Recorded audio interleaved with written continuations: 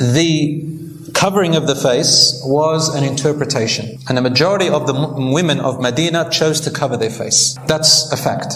But does it mean that it is obligatory, or does it mean it is a sunnah? There is no doubt it is a sunnah act, meaning the act of the predecessors, the righteous women of the past. But is it obligatory?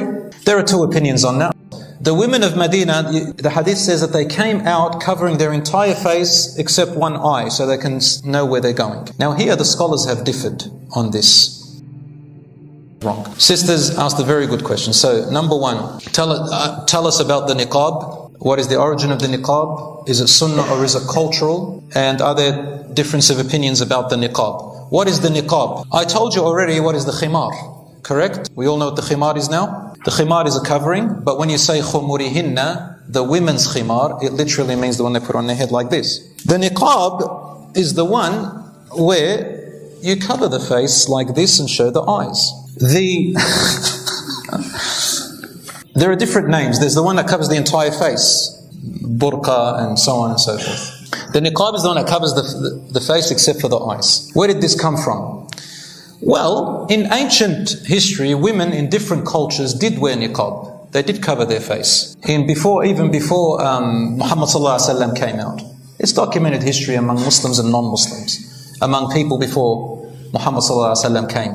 But as time went on, it turned from religious to cultural. And especially the ones in the desert, women wore it for desert purposes. There was a necessity for it. The Mesopotamian women, 8,000 years ago, also covered their face out of necessity because they used to work in the fields. In the time of the Prophet ﷺ, there was no hijab for the first 10 years. What do I mean by hijab? Hijab is a modern word that we use. It's not the word mentioned in the Quran. Hijab is the wrong word, but we use it because of social construct, meaning socially we constructed this word and everybody knows what we mean. The Quran talks it in detail. The niqab is covering the face. At the time of the Prophet ﷺ, for the first 10 years, there was no verse about drawing their khimars over their necks and over the sternum and so on. Until 10 years later, this verse came down. And the women it was in Medina. It was in Medina when the verse came down. More than 10 years. The women of Medina understood. Aisha radiallahu anha, she narrates this hadith. They understood what the verse meant because they know the Arabic language. They immediately went into their homes and they covered their hair properly, because in those days they used to put this on their hair, and what they used to do was they used to put it to the back like that, right? And sometimes they would tie it and make a thing, and sometimes I'll make a ball up here like that. I hope that I just did it fast. So they used to do that, and then they covered themselves. The women of Medina, the hadith says that they came out covering their entire face except one eye, so they can know where they're going. Now here the scholars have differed on this. Big controversy, classical scholars of difference of opinion. I don't know how much you all know about the meanings of difference of opinion in fiqh. I don't know if you've ever heard of the word khilaf mu'tabar, which means a difference of opinion that is based on evidence on both sides, which means both of them carry weight and both of them could be right. Both of them could be right more than the other.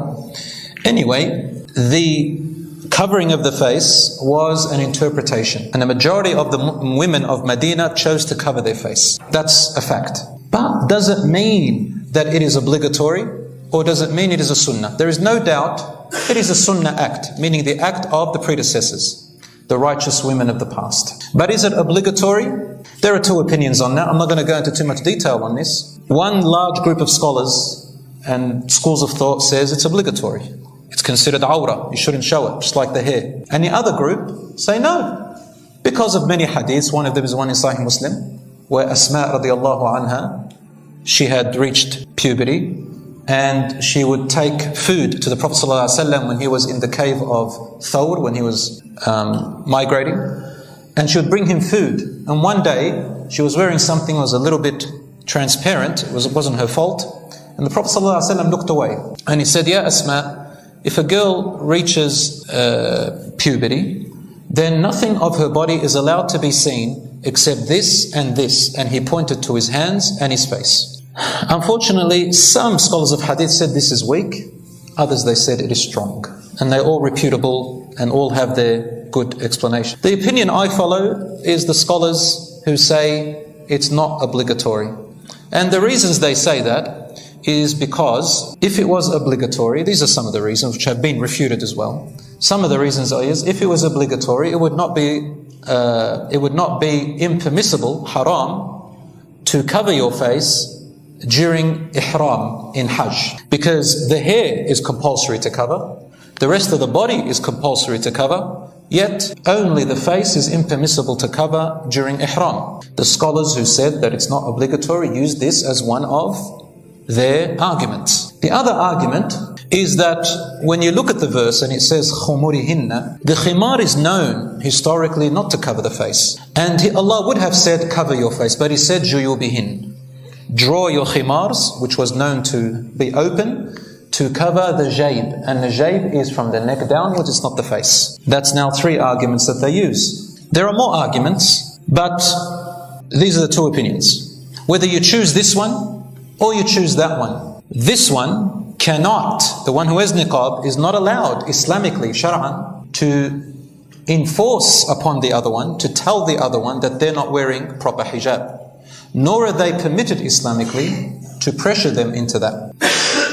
And the ones who follow the other opinion and don't cover their face, consider a sunnah, cannot put the other ones down either, or pressure them, or tell them off that they're being extreme. They respect each other. It's a choice, inshallah, and both of them have strong evidence. I personally would go with the easier one because of the societies we live in. It makes more sense to follow the evidence in this society. To me, now a lot of people can say, oh, we don't want your opinion. That's fine, you don't have to take my opinion. But it's not my opinion, I'm following the opinions of the scholars all the way to the end and the sources from the Quran and Sunnah. That it would be easier to take that opinion in livelihood, and Islam is not about making life harder, just easier. However, with the niqab, a sister who wants to fear Allah even more, wants to obey Allah even more, wants to be a more righteous Muslim, may Allah reward her. I applaud that, subhanallah. So brothers and sisters, that's in summary.